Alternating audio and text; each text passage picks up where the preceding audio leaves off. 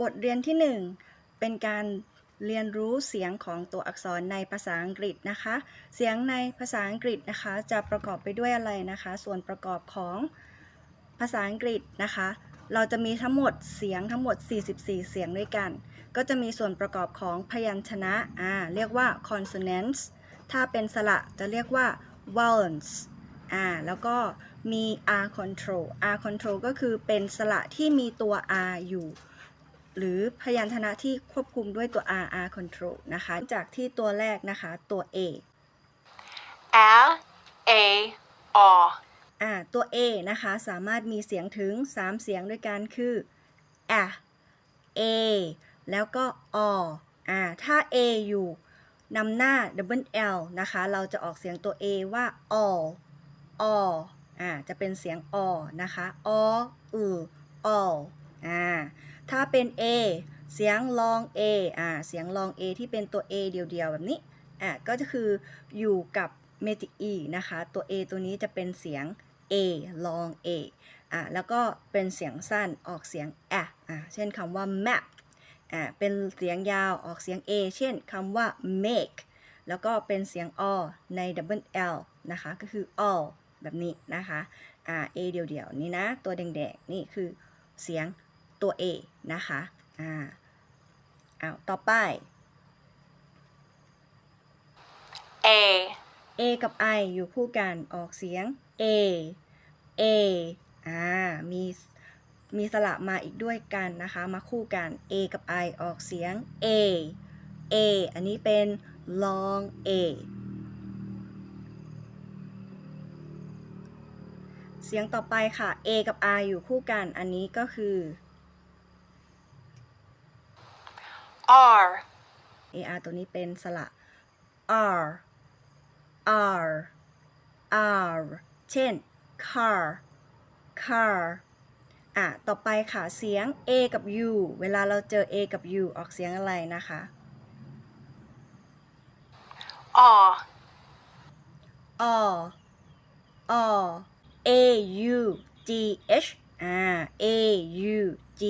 มาดูเสียงกันนะคะว่าออกเสียงว่ายังไง f สามารถออกเสียงได้2เสียงคืออกับเสียงนะคะออกเสียงau ออกเสียงแล้วก็ตัว gs เป็นเสียงเงียบหรือจะออกเสียงเป็นเสียงแล้วก็เป็นตัว f เสียง gs เป็นเสียง f นะคะมี2เสียงค่ะอเฉยๆกับ f ต่อไปค่ะ a กับ w เป็นสระนะคะอันนี้เขาจัดเป็นสระaw ออกเสียงอเช่นเดียวกันถัดไปค่ะ a กับ y a เช่น play ต่อไปสีน้ำเงินเป็นสีของพยัญชนะนะคะb ออกเสียงตามโอเคต่อไปค่ะ b กับ u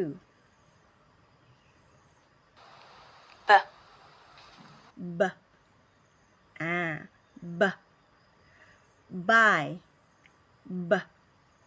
by b กับ u ติดกันตัว u เป็น silent ไม่ออกเสียงนะคะคำนี้เนาะตัว c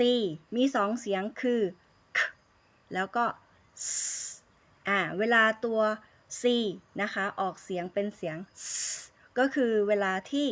มันคือ soft c นะคะก็คือ soft c คือตัว c ตามหลังด้วย e มักจะตามหลังด้วย e ตามหลังด้วย i และตามหลังด้วยตัว y ดูตัวอย่างนะคะ cat เห็นไหมอันนี้เป็นเสียงสั้นตัว c นะคะเวลาเขียนนะคะตัว c คือมักจะตามหลังด้วย a o และ u นะคะเวลาเราเขียนคำศัพท์แล้วก็เวลาอ่านคำศัพท์เราจะมักสังเกตเห็นว่าตัว c มักจะนำหน้า a o และก็ u นะคะต่อไป soft c หรือตัว c ที่ออกเสียง s นะคะก็คือจะตามหลังด้วยตัวอักษรคือตัว e ตัว i และก็ตัว y เช่นคำนี้นะคะเราจะอ่านว่า scent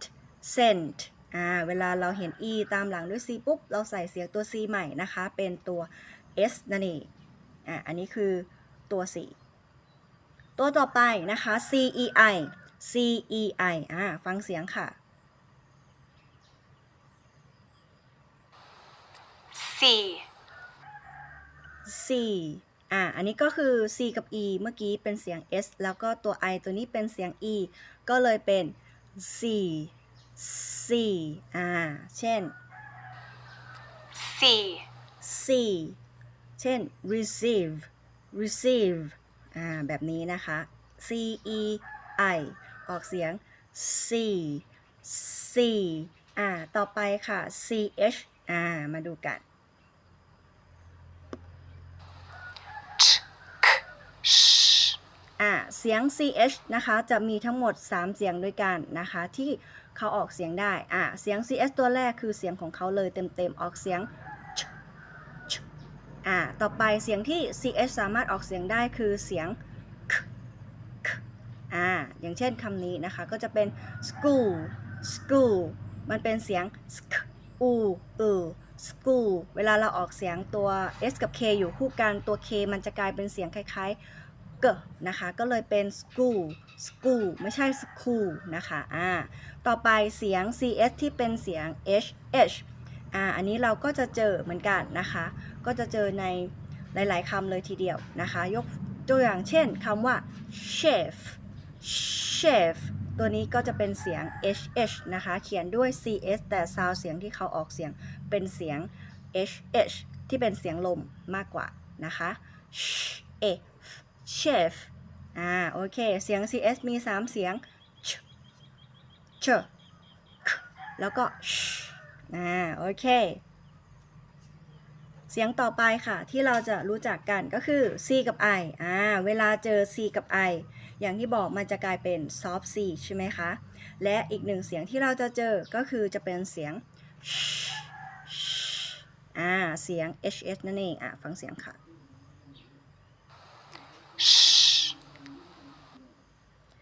ci ตัวนี้นะคะก็จะอยู่ ci ก็จะเป็น spacious spacious spacious โอเคต่อไป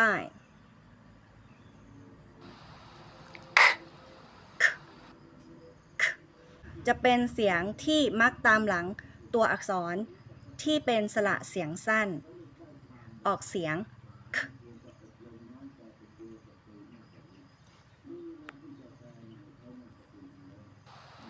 D ตัว d ออกเสียง d d J dge ตัวนี้ตัว d เป็น silent ตัว g เวลามีตัว e อยู่ข้างหลังเขาจะเปลี่ยนเป็นเสียง j คำนี้จึงออกเสียงว่า j j นั่นเอง E ตัว e นะคะถ้า e เดียวๆออกเสียงได้2แบบคือ e e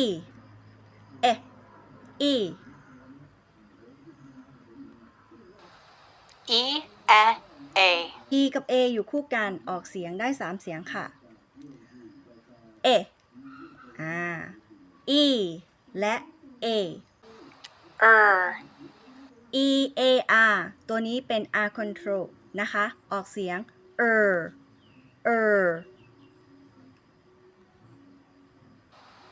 Ed D T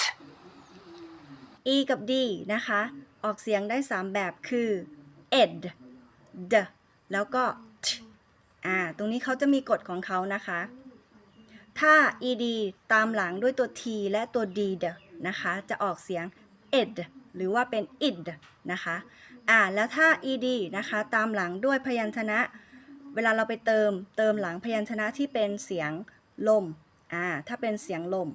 เราจะออกเสียง t แต่ถ้าเป็นเสียงก้องจะออกเสียงเป็นเสียง d นะคะเป็นมักจะเจอในคำศัพท์ที่เป็นการเติมเพื่อบอกว่าเป็นพหูพจน์ประมาณนั้นเนาะU U EW มี2เสียงนะคะอูยูอูยู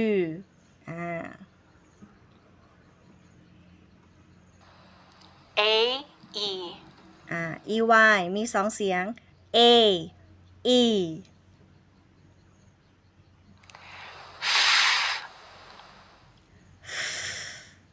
วิธีการวางปากของตัว F นะคะก็คือเอาฟันของเรานะคะเนี่ยนะกดลงไปที่บริเวณริมฝีปากด้านล่างเบาๆนะคะแล้วก็เป็นปล่อยเสียงลมออกมาดันลมออกมานั่นเอง G. J. กเจตัว G ออกเสียงกเป็นเสียงธรรมดาถ้าจะออกเสียงเจนะคะก็คือเกิดขึ้นใน soft G ก็คือตามหลังด้วย E I และ Y นะคะ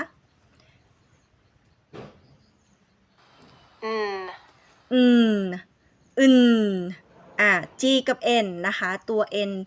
เป็นเสียงที่ออกเสียงตัว G เป็น silent ไม่ออกเสียงก็จะเป็นเสียงขึ้นจมูกนะคะ G. Gua. กกลัวกลัวGU ออกเสียงกตัว U ไม่ออกเสียงกลัวตัวนี้เป็นตัวเสียง G กับเสียง W เช่น language ตัวนี้เห็นไหมเราเคยได้ยินเนาะออกเสียงกลัวนั่นเองต่อไปค่ะ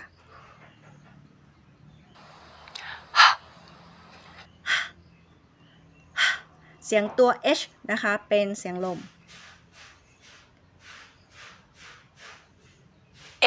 I. E. Yeah. ตัว I นะคะมีเสียง E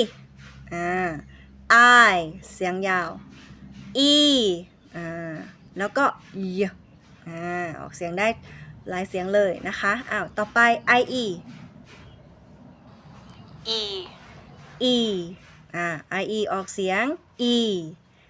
บางทีนะคะเช่นคำว่า friend จะออกเสียงเป็นเสียง A นะคะ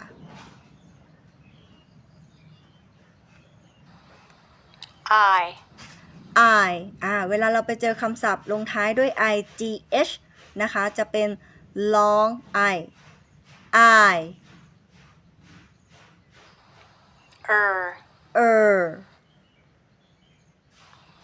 J. J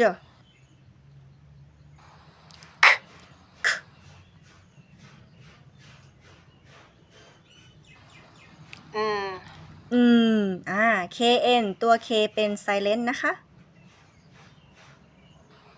O. อึ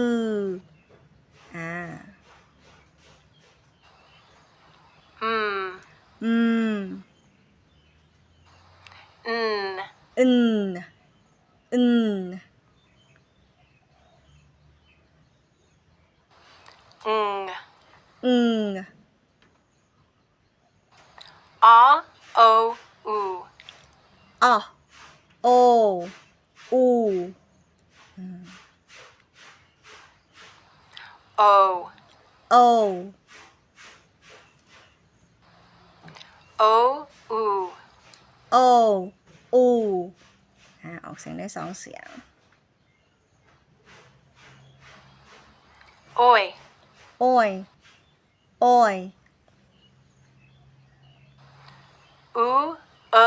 O. U O Or. Or Ow. O. U.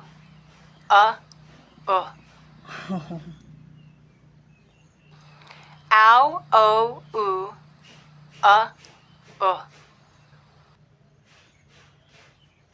อ้าวโออูอะ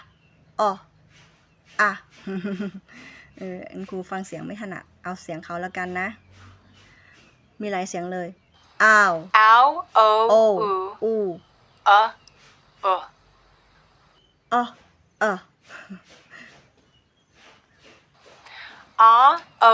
U. Ow.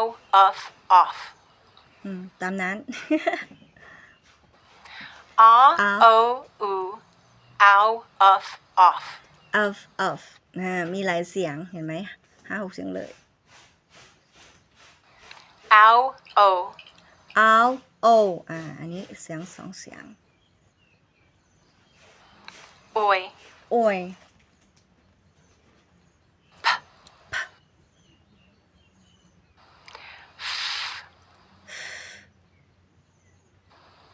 qua qua qua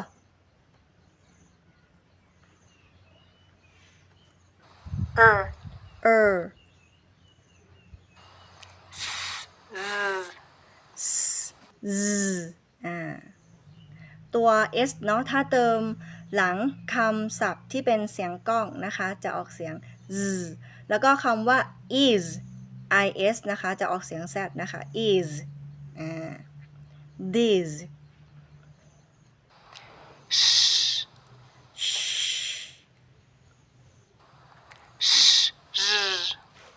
si ออกเสียง sh แล้วก็ g g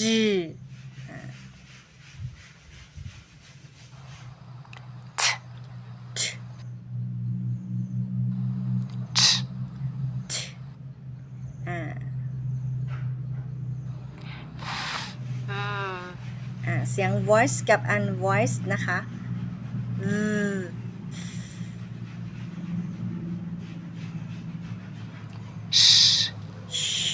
เวลาเจอ ti ในคำศัพท์นะคะ เช่นอะไร station ตัว ti จะเป็นเสียง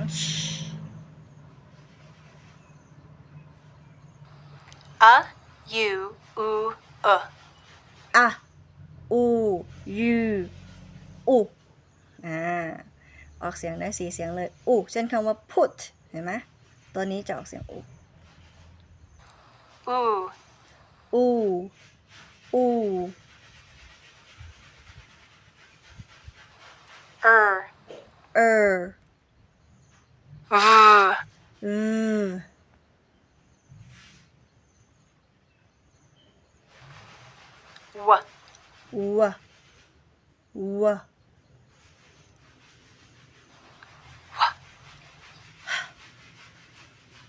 ว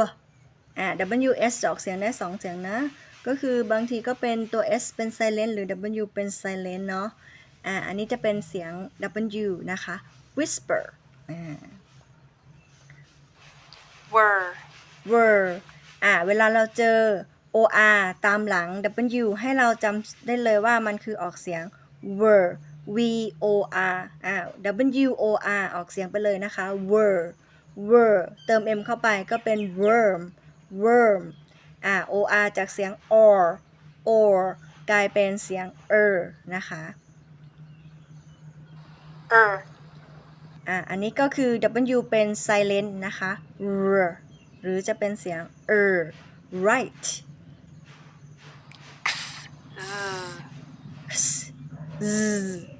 ตัว x นะคะมี2 เสียงคือ x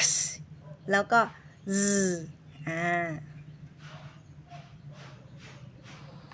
ya e i e ตัว y นะคะถ้าเป็นพยัญชนะออกเสียง y ถ้าเป็นสระนะคะออกเสียงได้3 เสียงคือ i long i ในกรณีคำศัพท์พยางค์เดียวlong e ในคำศัพท์2 พยางค์ขึ้นไปหรือมีเสียงอยู่ข้างหน้าตัว y มากกว่า2 เสียงและออกเสียง i ในกรณีที่ตัว y อยู่ตรงกลางระหว่างพยัญชนะซ้ายและขวาแล้วตัว y อยู่ตรงกลางนะคะจะกลายเป็นเสียง i เหมือนกับเสียงของตัว i